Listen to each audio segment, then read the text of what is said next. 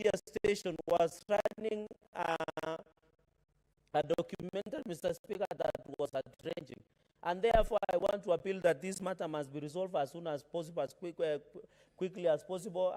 The jailer committee, which my predecessor, I think part of it, we also had to learn historical justice, Senator Commissioner Okongo Mugeni.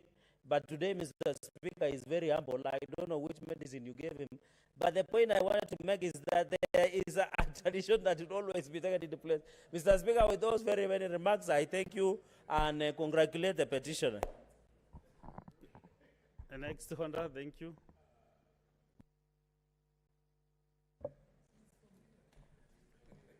Order number 5, papers. Majority Whip. Majority Whip, do you have instructions today in the papers?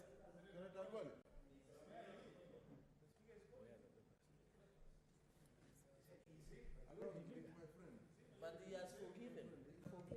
Majority Leader.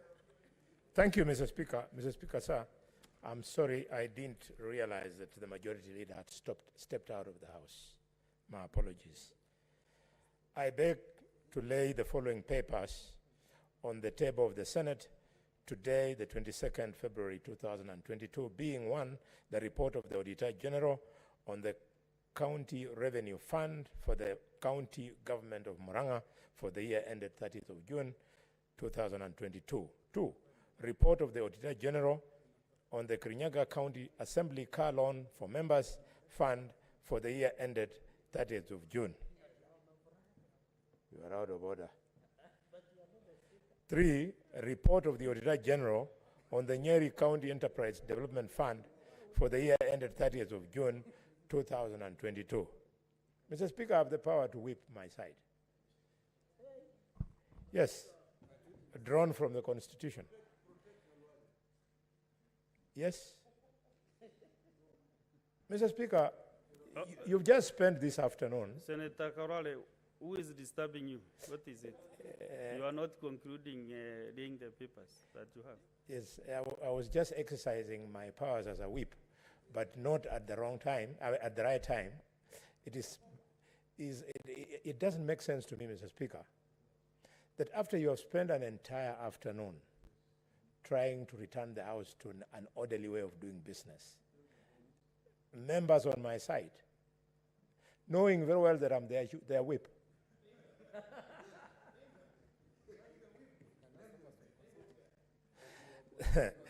Senator Kinyua,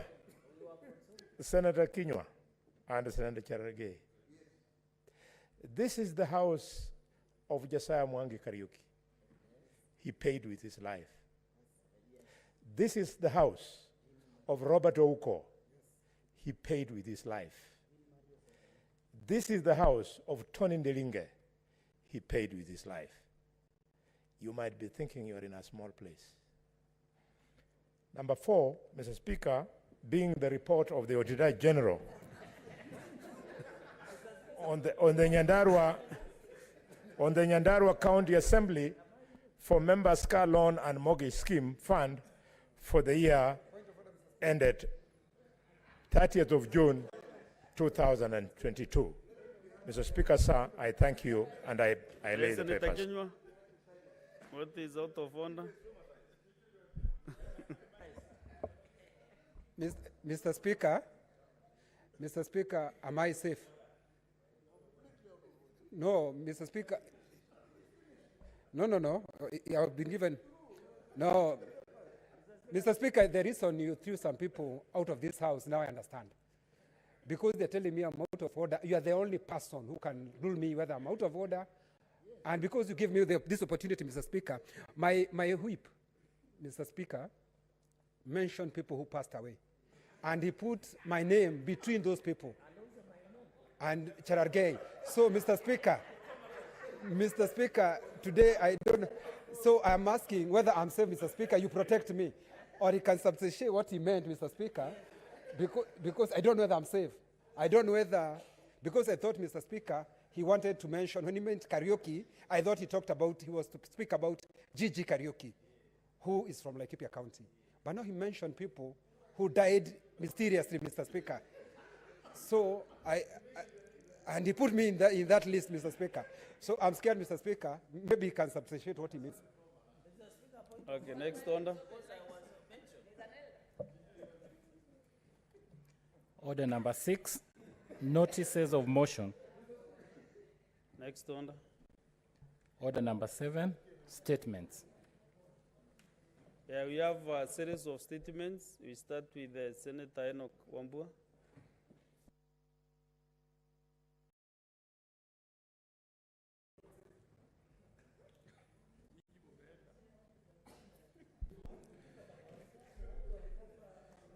Thank you, Mr. Speaker. Mr. Speaker, I request that you order the Senator of Kitui County the yard in silence. Mr. Speaker, Senator, just consult Senator Boni Karwale, just a close. don't exchange with the Speaker in that manner. Yeah. Senator Boni Karwale, can you be clear on this matter because the two senators are not comfortable? They're already traumatized.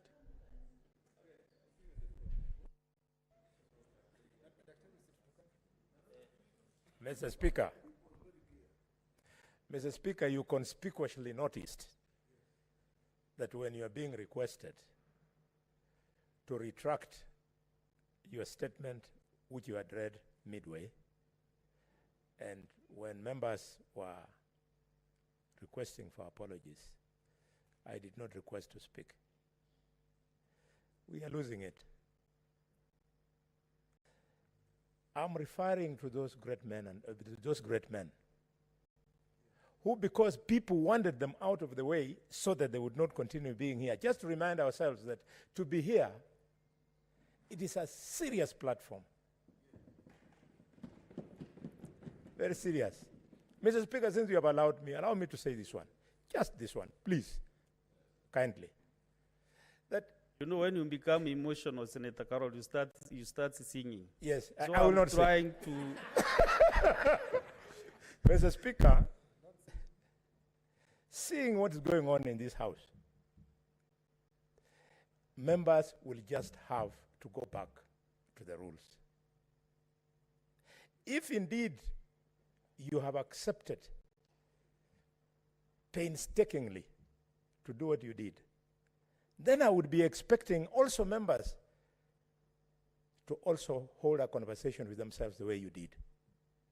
This would be the time, Mr. Speaker, sir, for the Senator of Isiolo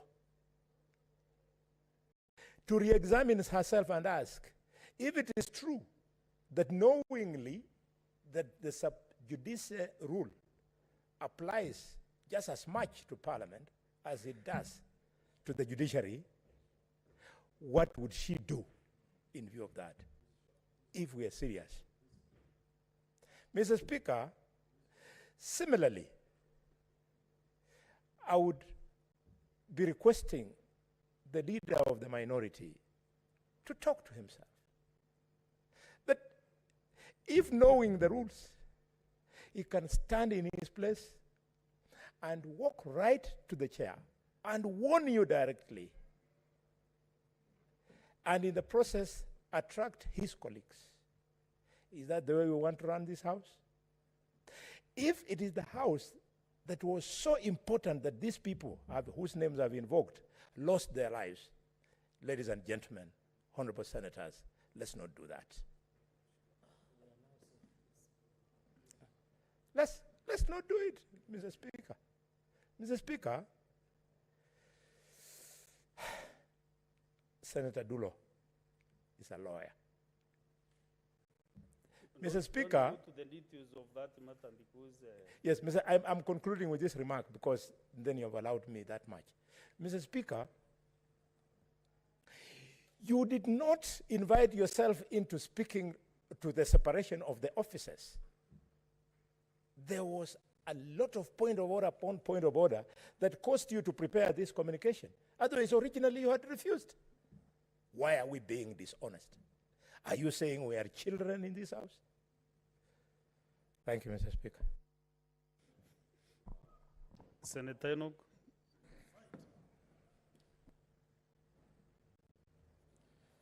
All I can say, that is very deep. The Speaker, I rise pursuant to Standing Order 53-1 to seek a statement from the Standing Committee on Land, Environment and Natural Resources on the afforestation program in arid and semi-arid lands. In the statement, the committee should, 1, expound on the national government policy for afforestation in arid and semi-arid land areas with regard to the realization of the set minimum 10% forest cover in the country as provided for in the Constitution. 2, state the current national forest cover, noting efforts by the Kenya Forest Research Institute, KEFRI, that were intended at raising the forest cover to 10% by 2022 in line with the National Forest Program. Number 3, inform the Senate how many trees have been planted since the launch of the afforestation initiative by the government in 2018 against the intended target of 1.8 billion trees. Number 4, spell out the strategic interventions put in place by government to produce 1.8 billion quality and sustainable tree seedlings for purposes of increasing the tree cover. Number 5, the Speaker, elucidate on the actions being taken by the government to increase public awareness, education, and sensitization on tree growing across the country. And lastly, number 6, elaborate on the measures put in place by the government to ensure that Kenyans benefit from carbon credits through the afforestation initiatives being undertaken across the country. I thank you, Mr. Speaker.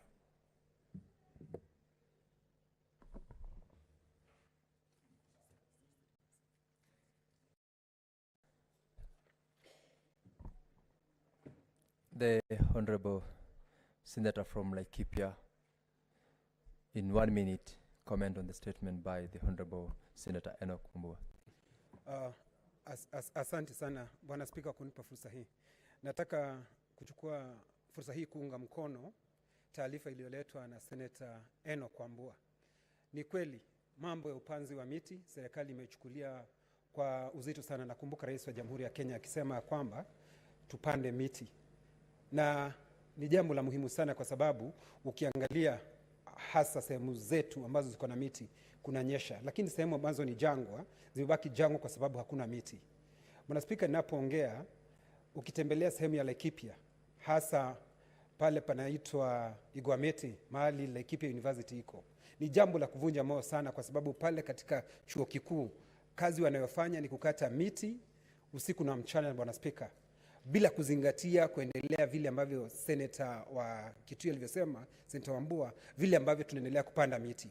Kwa hivyo vile ambavyo tungependa kusema ni kamati ambayo itashughulikia hilo jambo ambalo limetajwa hapa, waangalie sio tu sehemu zile Senator alizotaja, washughulikie mpaka sehemu za Laikipia, hasa Laikipia University, kwa sababu hapo ndiko kuna shida kubwa, wanakata miti kiholela na wapandi miti, Bwana Spika. Kwa hivyo naunga mkono taarifa iliyotolewa, na nataka kumwambia Senator Wambua ambaye ni kiongozi wa wachache, naibu wa kiongozi wa wachache katika bunge, serikali ya Kenya Kwanza imejitolea mhanga kufa kupanda miti, na ni kweli mimi najua kwa sababu waziri anayehusika tumekuwa na yeye Laikipia na tumeamua tutapanda miti, na tayari tuko na miche karibu 3,000,000 pale Laikipia. Kwa hivyo tunaongoza kutoka mbele, na watu wa Kitui wakitaka tutawasaidia na hiyo miche. Asante Bwana Spika. Thank you, Honorable Senator. Senator Maruma Mwashushwe.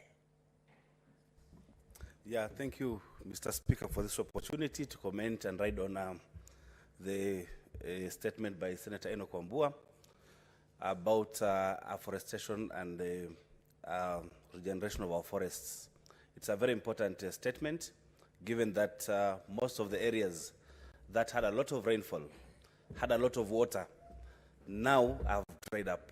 Where I come from, Mr. Speaker, a place called Undani, we used to have springs in Undani. But now what we are seeing is desertification. What we are seeing now is people being supplied water using water boozers. So I think it's a very important statement. And what we'd be wanting to see from the government of Kenya Kwanza is implementation, because you can have very good programs and projects, but the implementation is the problem. Kenya Kwanza estimated that they would plant 5 billion trees in 5 years. In that estimation, then would have about 1 billion trees in 1 year. So out of 47 counties, 1 billion trees, they would be expecting to have a supply of 100 million trees per county. I'm yet to see the 100 million trees in my county. So what I would be begging the Kenya Kwanza government is to supply the trees, walk the talk, because climate change is real. And when you have climate change, then the people who are affected are women and children and PLWDs. I would like to write on that statement, and I would be wanting to see the responses that we'll be getting from the Lands, Environment and Natural Resources Committee, which I sit. Thank you, Mr. Speaker. Honorable Maruma, you also have a statement, right? Go ahead and read your statement. Yeah, thank you, Mr. Speaker, for this opportunity to read this statement. But I must say that the statement that I intended to read first, it has gone through processing, and the one that I have here has really quite been dismembered. But I was going to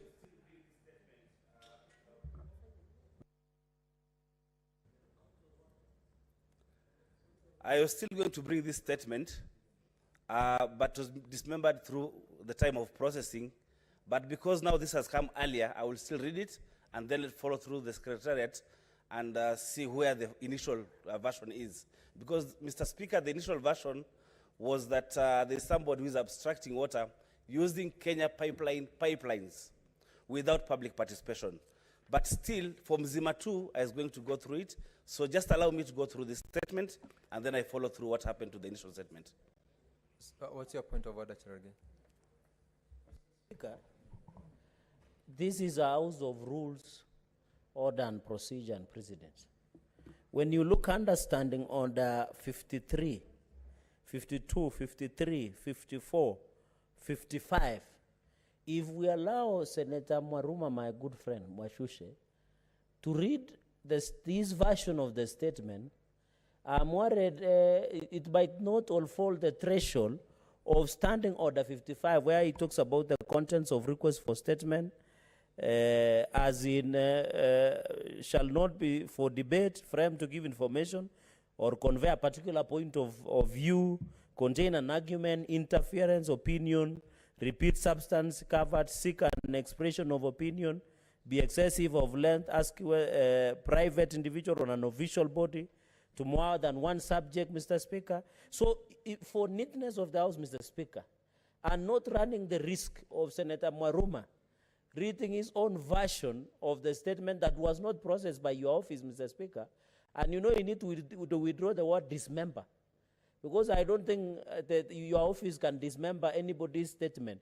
So to avoid running afoul of Standing Order number 55, Mr. Speaker, on a point of order, I request that Senator Mwaruma's statement be stand down until it is consulted and cleared, so that, you know, Senator Mwaruma, according to small information I have, he was in Jivanji for prayer, so he might have brought a Jivanji version. Thank you, Mr. Speaker. All right, you've made your point. Senator Mwaruma, if the statement you intend to read is not the one approved by the chair's desk, then I would advise that you make reference to the one that has been approved. If it's not, then... Yeah, thank you. Much obliged, Mr. Speaker. This statement has gone through all the processes, and it involves Mzima 2. And I would like to tell my good friend that when you bring Jivanji garden issues here, really, what point are you trying to make, my friend? Senator for Senator Nandi. Maruma, go ahead and Thank read you the so statement. much. Thank you. Given what has been happening in the near past, I wouldn't want really to go to very many issues because I don't have that mood. Now, Mr. Speaker, I rise pursuant to Standing Order 53-1 to seek a statement from the Standing Committee on Land, Environment and Natural Resources regarding the Mzima Water Abstraction Project in Taita Taveta County. In the statement, the committee should, one, inform the Senate of the anticipated volume of water to be abstracted daily, stating the amount of water that will be shared across the counties that will benefit from the Mzima Water Abstraction Project. Two, provide the concept note, feasibility study, approvals for abstraction of water from the government and its agencies, and a list of the project beneficiaries, as well as evidence of public participation. Three, state why Taita Taveta County is not listed to benefit from the Mzima Water Abstraction Project despite being the host county. Four, state the cost of implementation of the water abstraction project to completion, stating the sources of funding. And five, state whether disputes between the community and the Mzima Water Abstraction Project owners regarding implementation of the project have been resolved ahead of commencement of the project, and if not, halt the project until the disputes are resolved. I thank you, Mr. Speaker. Thank you very much, Senator. If there are members who want to comment on the statement, I'll allow one, if any. If there is none, I'll call upon Senator Chute to read his statement. Mohammed Chute, to seek a statement from the Standing Committee on Health concerning the status of construction of a medical training college in Saku constituency, Marsabit County. Thank you, Mr. Speaker. I have a statement on the construction status of Level 4 Hospital in Sololo Town of Marsabit County. Mr. Speaker, sir, I rise pursuant to Standing Order 53-1 to seek a statement from the Standing Committee on Health on the construction status of a Level 4 hospital in Sololo Town of Marsabit County. In the statement, the committee should, one, provide details on the commencement date of the project, completion date, the initial cost, initial price variation, and actual price variation. Two, investigate and report to the Senate on the status of completion of Level 4 hospital in Sololo Town. Further, establishing the cause of stalling of the construction works and measures taken to revive the construction. Three, to inform the Senate whether the project was tendered for, providing details of the contractor who won the award. Four, state the amount paid to the contractor and how much is outstanding, indicating whether the contractor is still the same. Five, explain the action to be taken against the concerned officers in the event of continued delay in the construction works of the facility. Mr. Speaker, my second statement reads, it's a request for a statement on the construction status of a medical training college in Saku constituency of Marsabit County. Mr. Speaker, sir, I rise pursuant to Standing Order 53-1 to seek a statement from the Standing Committee on Health on the construction status of a medical training college in Saku constituency of Marsabit County. In the statement, the committee should, one, provide details on the commencement date of the project, completion date, the initial cost, initial price variation, and actual price variation. Two, investigate and report to the Senate on the status of completion of medical training college in Sako constituency, further establishing the cause of stalling of the construction works and measures taken to revive the construction.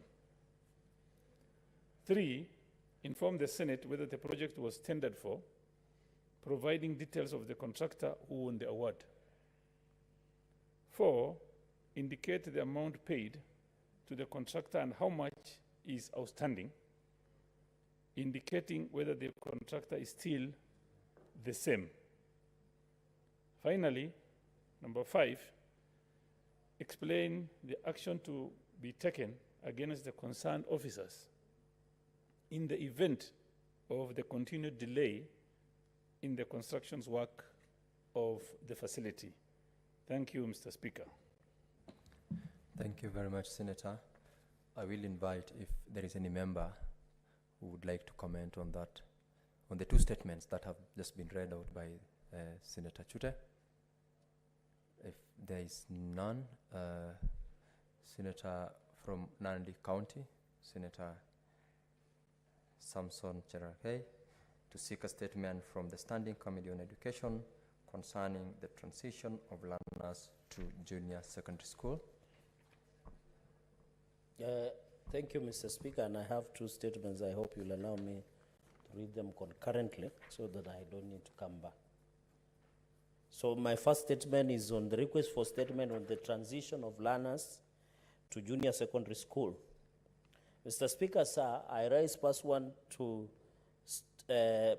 Standing Order 53-1 to seek a statement from the Standing Committee on Education on the state of transition of learners to junior secondary school.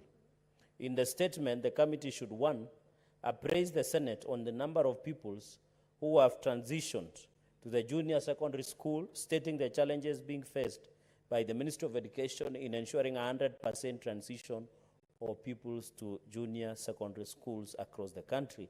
Number 2, explain the current state of learning in junior secondary schools, including the development and extent of rollout and coverage of the junior secondary school curriculum, listing the subjects taught. Number 3, inform the Senate on the process of book distribution to public junior secondary schools across the country, indicating whether the accredited private schools have the approved books and are offering the approved syllabus in their private schools. Number 4, state what happens to junior secondary schools classrooms that were built in secondary schools, noting that the government's directive to have junior secondary schools is now domiciled in primary schools.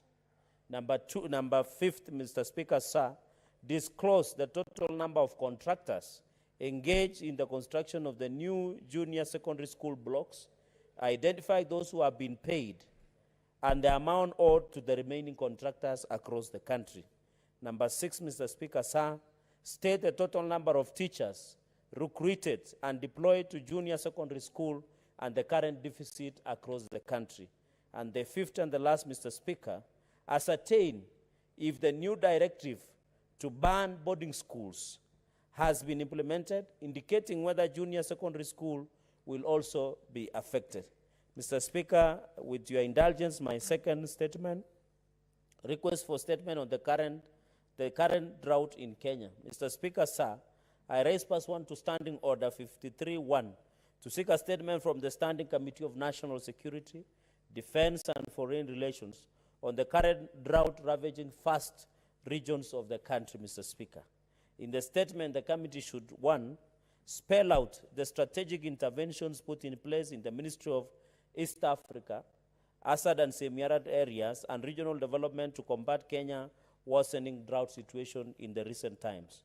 Number 2, Mr. Speaker, explain the strategy adopted by the National Steering Committee on Drought Response to achieve its objective of raising funds and collecting and distributing food rations to the over 6 million Kenyans across the country affected by the drought countrywide, inclusive of the livestock, Mr. Speaker. Number 3, state the amount of funds raised by the National Steering Committee on Drought Response to mitigate the effects of drought in the country, as well as the accountability measures put in place to prevent wastage, privilege of the said funds that has been collected, Mr. Speaker. Number 4, give a breakdown of how funds that has been raised by the National Steering Committee to the combat drought have been utilized, and areas that have benefited from food donated by government, including animals, and that was raised by government and well-wishers to support the Kenyans that are affected and the livestock across the country. Finally, Mr. Speaker, spell out the strategies currently in place to achieve food security in the country through supporting farmers in terms of crop production and subsidy program. I thank you, Mr. Speaker, sir. Thank you, Senator Gerard Kay from Nandi County, for your 2 statements. I see interventions. Senator Beatrice, what is intervention?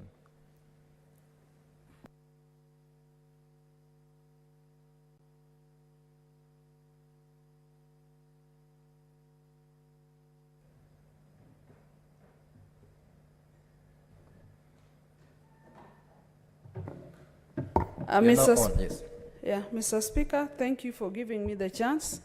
I just wanted to add my voice to the statement that has been given by the Senator for Nandi, and especially on the issue of the junior secondary school, Mr. Speaker.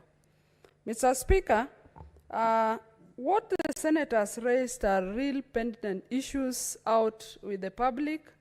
Mr. Speaker, the fear that is out there in our schools is that teachers were posted to teach the junior secondary school class, but Mr. Speaker, we all know that teachers are trained in particular subjects. So, Mr. Speaker, if a teacher 1 or 2 are trained to take care of a whole class, and there are series of subjects that the pupils or the students take, then the school is at a loss on who else takes care of the subjects that are not taken by the 1 or 2 teachers that are posted in those schools. Mr. Speaker, the current challenge in our schools is that a teacher is posted to teach the junior secondary school, while the earlier teachers that are in the primary school are also keeping off from teaching this student. So that leaves a gap in the teaching of these students. Mr. Speaker, that means that in a number of our schools, these pupils have not been attended to. Currently, the schools are waiting for the government to give direction, and so I want to support that these concerns that the Senator of Nandi has raised must be responded to by the committee that, Mr. Speaker, you're going to commit this statement to. Indeed, it is a challenge, and it is a challenge that we must attend to as a House. Thank you, Mr. Speaker. Thank you, Senator Beatrice, for your intervention on the statement. I see the distinguished chairperson of the Education Committee, Senator Joe Newtu. Thank you, Mr. Speaker. I rise in my capacity as Senator from Murang'a and as Chair Education Committee in the Senate. And I think I want to join Senator Cheralgei in outlining the challenges that we have with transition to junior secondary school. Mr. Speaker, it is true. We have a crisis. And this crisis, Mr. Speaker, has come by because up to and until December of last year, Mr. Speaker, every one of us knew that junior secondary school was going to be domiciled in secondary schools. But Mr. Speaker, following the recommendations by the Presidential Working Party on educational reforms, it was the very strong feeling of many parents and many stakeholders that learners at grade 6 were too young to join secondary school and be in the same place or the same school with some other elder learners who could be even about 20 years old.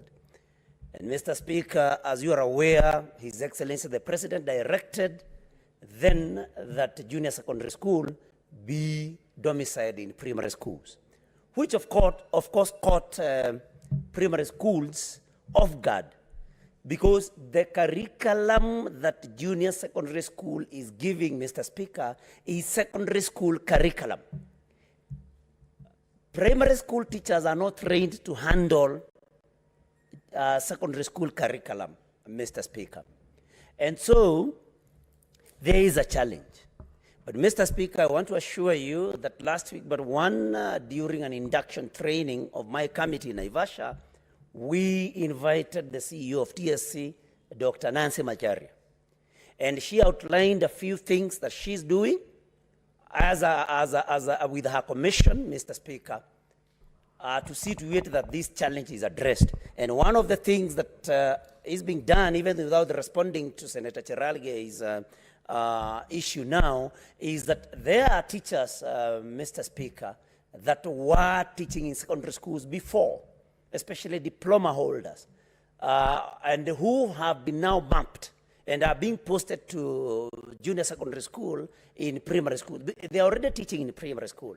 And Mr. Speaker, there are also very many other primary school teachers or P1 teachers that have studied, especially through the model of school-based, curriculum at the university. And so we have very many graduate teachers in primary school.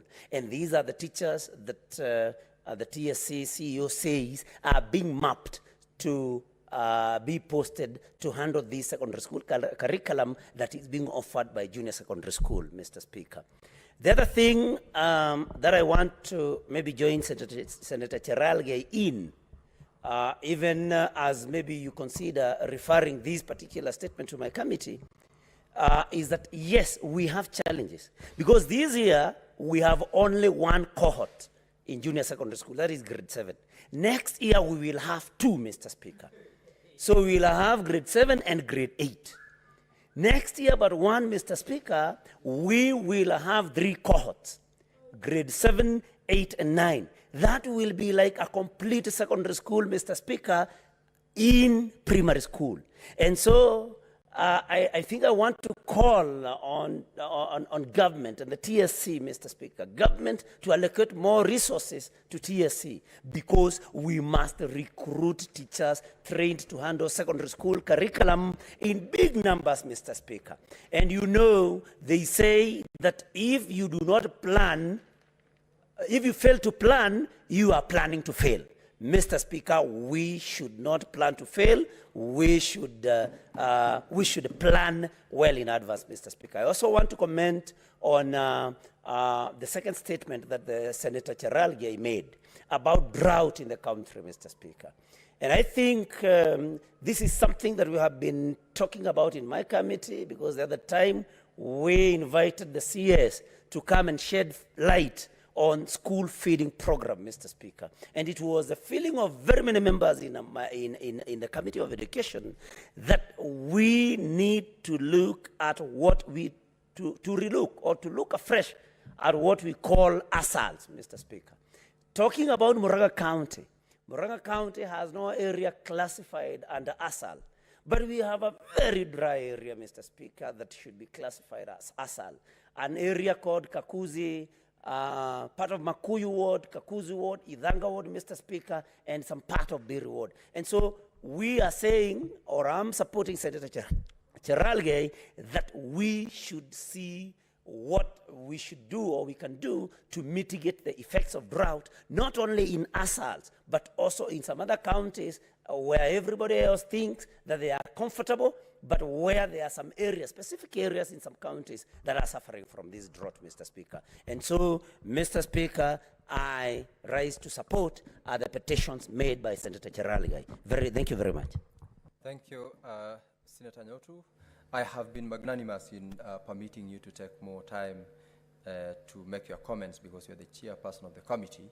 And I'm seeing the statements have elicited a lot of interest from among members.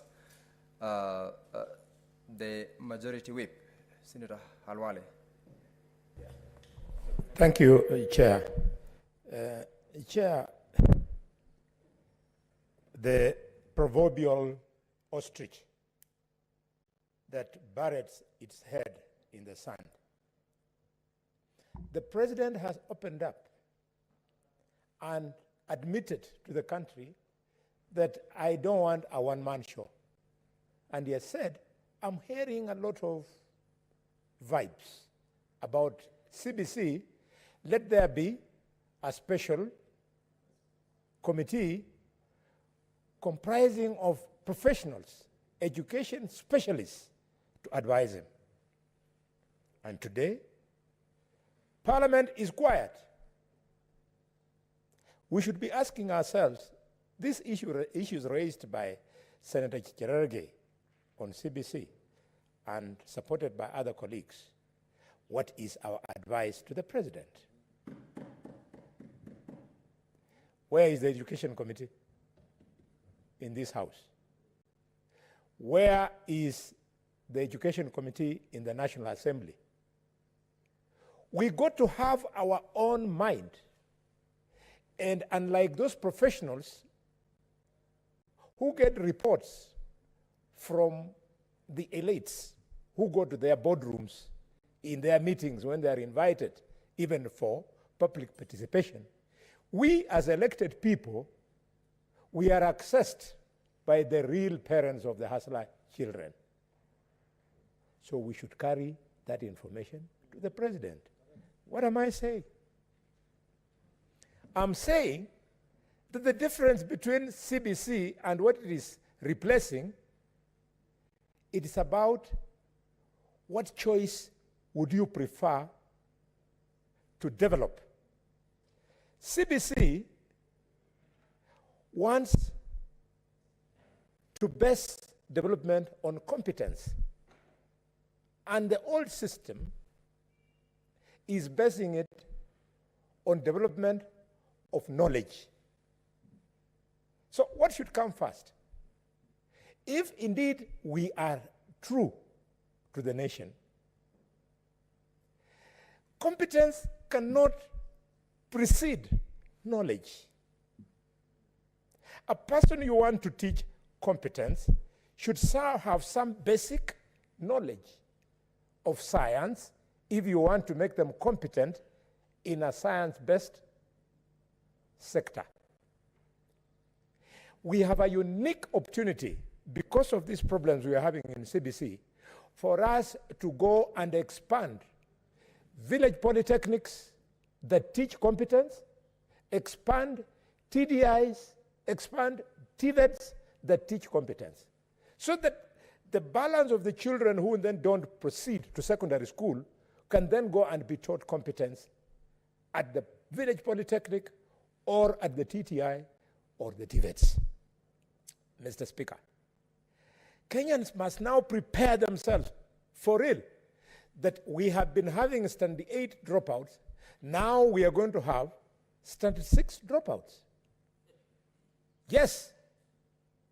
So if a child of standard 6, 12 years old, drops out of school, you are preparing the children of the poor to go and be house girls, to go and be shamba boys, herds boys in the homes of the rich. Mr. Speaker, it is a conversation that we must carry. I was at my primary school, Malinya Primary School, where I went to school, where all my children sit for class 8. And I found, Mr. Speaker, sir, 115 children in one classroom called class 7. 115. And they had one teacher who has been posted. The teacher is trained, Senator Nyutu, you're our chairman. He's a physics chemistry teacher. He's in charge of all the 12 subjects. So I asked the principal, what's going on in this school? How will this man trained to teach physics and chemistry serve the entire school? Now Nyotu has scared me even more. I had not reflected on it, that in a few months from now, there'll be another class 6 graduating to 7, there'll be 8. I don't know how fast we are either training or recruiting teachers that will fit not just Marinya Primary School, but all the other primary schools. My brother Nyutu, my brother General K, we are on the government side. Unless, if we are not careful, we will fear that if we speak to these things, we are criticizing our own government.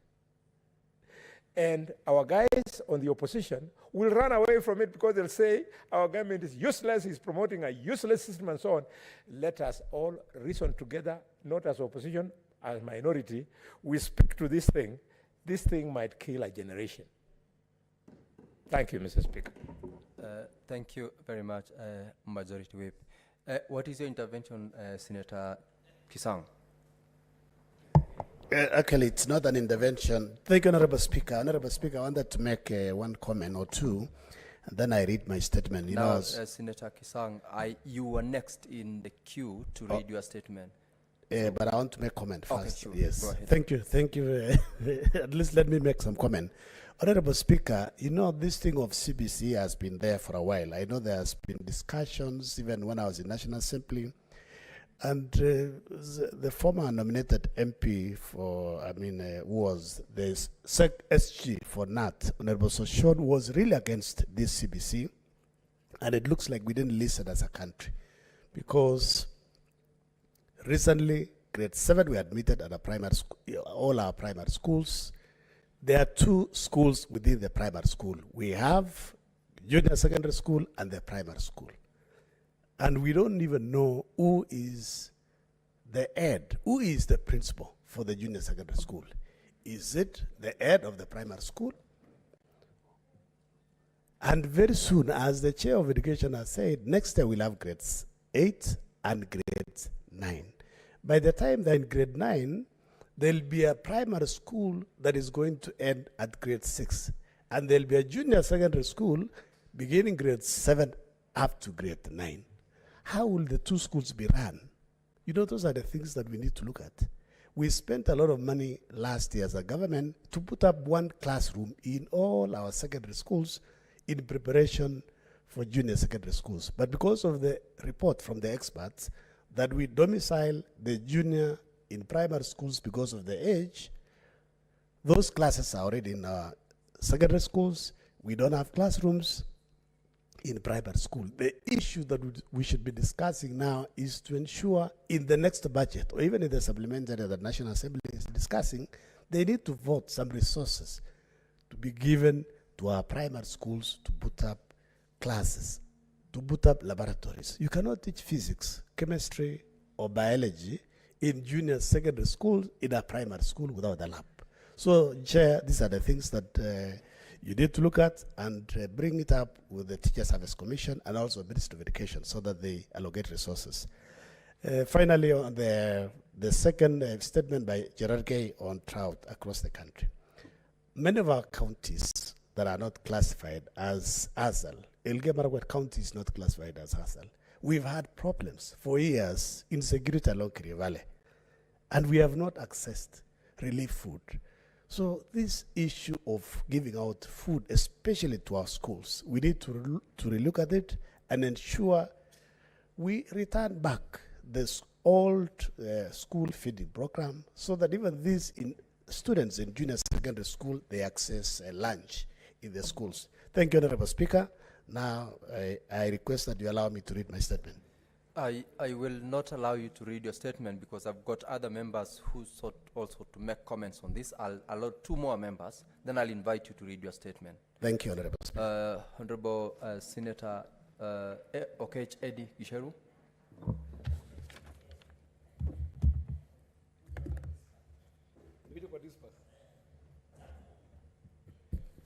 Mr. Speaker, always out of chaos comes good things. And, this is even seen where human beings are formed. There's a lot of chaos that go on, people cry, but then mothers laugh with their kids after. I am very happy that out of the last 3 days of chaos that we have had, good things have come out of Senator Cherargei. Because he has brought about statements that are very pertinent to these countries moving forward. I think that is very serious, Mr. Speaker, that the government of the day is not taking its children seriously. Many people have spoken about the issue of infrastructural challenges that are facing JSS rolling out. But, Mr. Speaker, the highest form of confrontation we are faced with today is the issue of access, this issue of school fee. You know, I have had the privilege of becoming an elected member.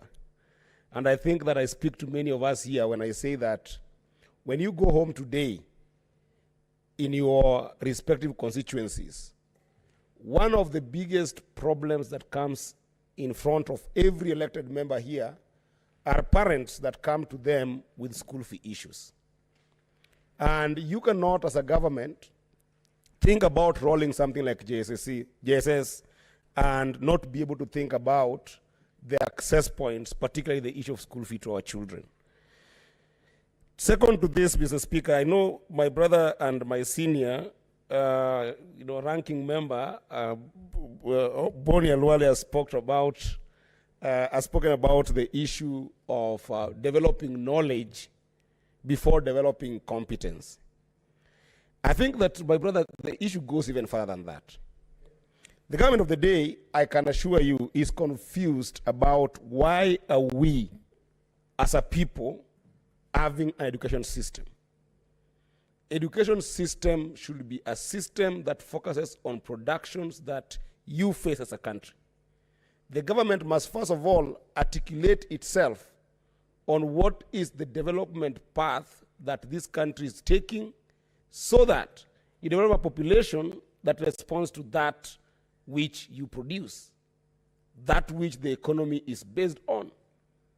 Even at reviews that we are seeing with JSS program, young people are still exposed at class 6, now even worse than what used to happen in class 8.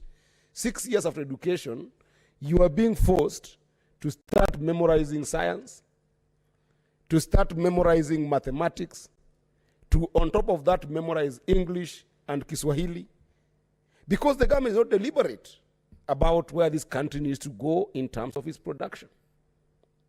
If you look at CBC programs in countries like China, a child starts knowing very well that in China, we are going to train you, knowing very well that we want to produce radios. And therefore, you're going to school to be taught how to make radios. And you're then indicted to know your benefit in the value addition chain of radio.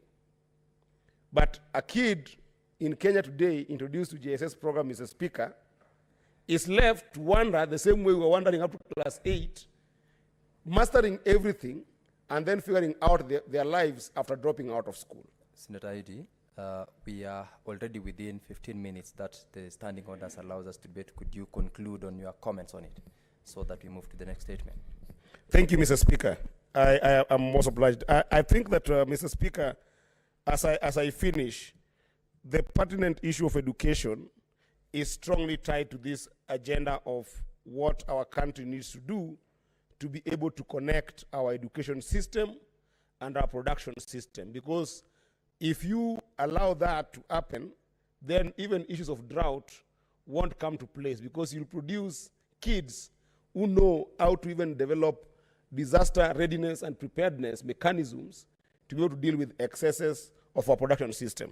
And Mr. Speaker, if anything, perhaps this House should advise us what my senior Boni had talked about. Perhaps our advice to the government of the day is that instead of adding money like 5 billion to the presidency to use for their own budget at the presidential level to do these austerity things in the presidency, maybe it is high time we advise as a House that the presidency needs to take that 5 billion and any other monies that the grid in the State House is forcing them to have, and take that money to be able to put it in our children, and not only in junior secondary schools, Mr. Speaker, but also to ECD teachers that we are seeing in counties that are faced with very little money, yet doing a lot of work for our children. Thank you, Mr. Speaker, and I support these statements to be committed to the relevant committees. Thank you, senators. Thank you, honorable senators. I know Senator Wafula had requested, but standing order number 53 allows us 15 minutes only to make our observations on this. And similarly, we have got 3 more statements to deal with. You will pardon the chair for today, honorable senator. I know education is fundamentally basic. That is why over the last sittings, we have had debates on the transfer of teachers. We have had debates on the transition from CBC to CBC from the previous regime, and now the conversation that we have just had from the statement that is sought by Senator Cherargei. It is something that is so key, and I am assured that the chairperson of the Education Committee in this House, following the comments which honorable members have made in this afternoon, will be taken seriously, and appropriate interventions are to be done so that this particular item, both on education as to whether it's about the teachers or the pupils or the programs and funding as it's been stated, is dealt with by the government. Honorable members, allow us to have the next member. We still have got 3 statements which we must go through, and I want to invite the senator for Kirinyaga County, Senator James Murango, to seek a statement from the Standing Committee on Labor and Social Welfare regarding plans by the government to launch bottom-up football tournament in all the 47 counties. Thank you, Mr. Speaker, for giving me this opportunity. And Mr. Speaker, what is your point of order, Senator Kisang? Thank you, Honorable Speaker. I wanted to request, because we still have 3 statements, we should have maybe said it earlier. We could have read maybe all, say, 4 or 3 statements, and then we give members to make comments, so that we save time in disposing them. Very well. That's noted. Senator Murango, proceed so that we can conclude on the remaining statements and have members comment where appropriate. thank you, Mr. Speaker, for giving me this opportunity. I rise pursuant to Standing Order 53.1 to Mr. Speaker, I have 2 statements, so you allow I'll in them concurrently. I rise pursuant to Standing Order 53.1 to seek a statement from the Standing Committee on Labor and Social Welfare on updating the beneficiary database of... Mr. Speaker, I think I am having some... Senator Murango. Yes, I think... Senator, just a minute.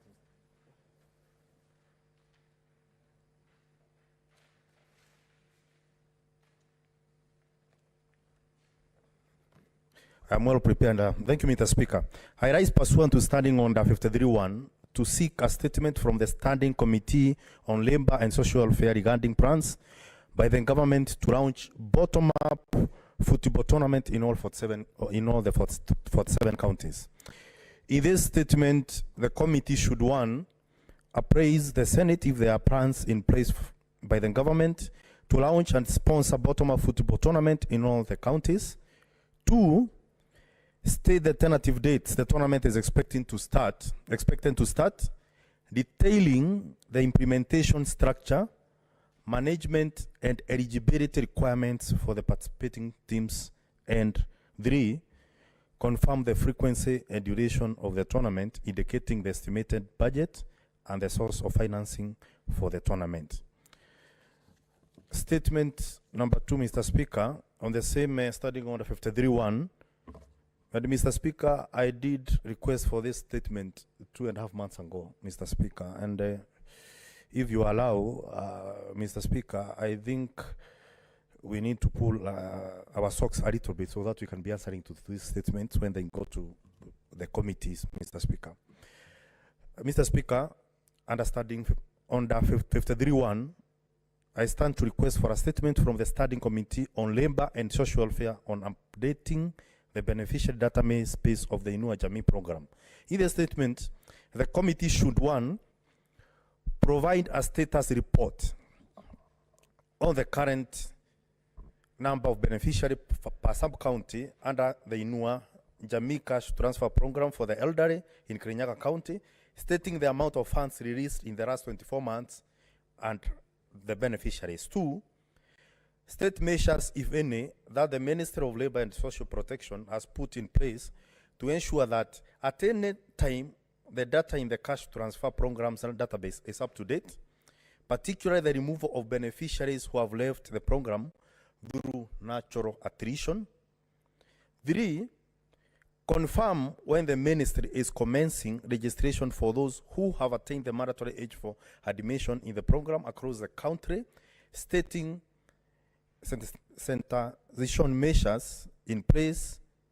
And Mr. Speaker, for that, I had asked for the statement about the same 2.5 months ago. And Mr. Speaker, what is happening is whenever the Ministry of Labor is spacing the recruitment program in 2 years, you see that the people who are, for example, are 69 years, after 2 years, they will be 71 years. But as we stand for now, the last recruitment was done more than 3 years ago.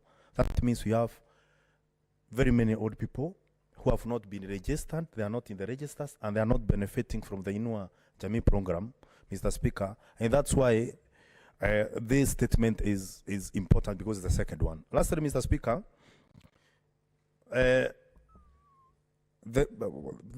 statement should be made on measures, if any, to implement mobile cash transfer method in place of the 10 years bank cash transfer method under the program, noting that a majority of the beneficiary resides in the rural areas and have no or limited access to formal banking facility, Mr. Speaker.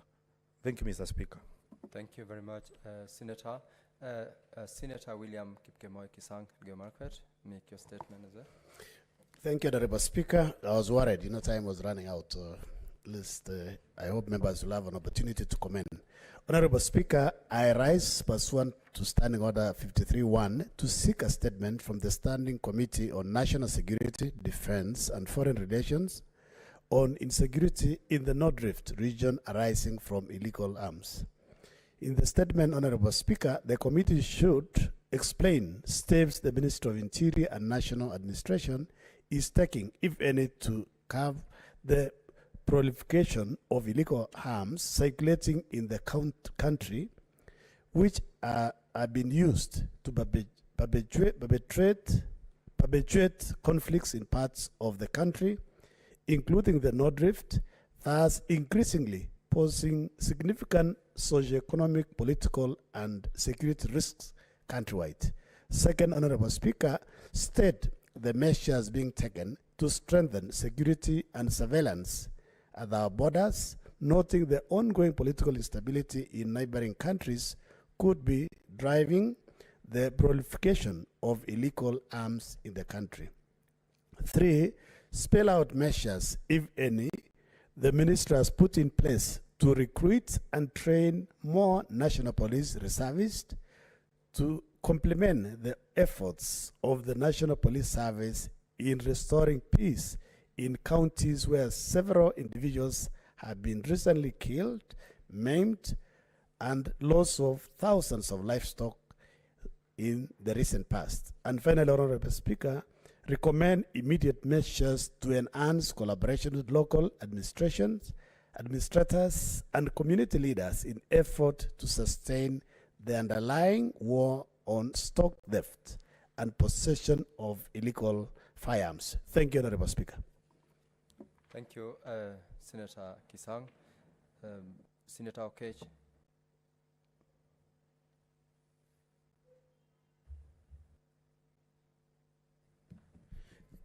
Thank you, Mr. Speaker. I just rise to very quickly support Senator William for the wonderful comment on insecurity, the North. Mr. Speaker, I don't know what is going on in this country. We have got a lot of police that are put to man our borders, man counties, and yet this kind of proliferation still happens in such counties.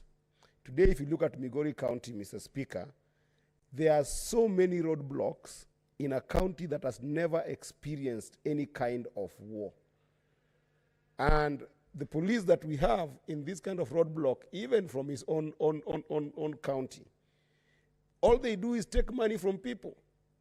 They extort borders, they extort vehicles that are passing, yet the work that they are supposed to do is not being done, Mr. Speaker.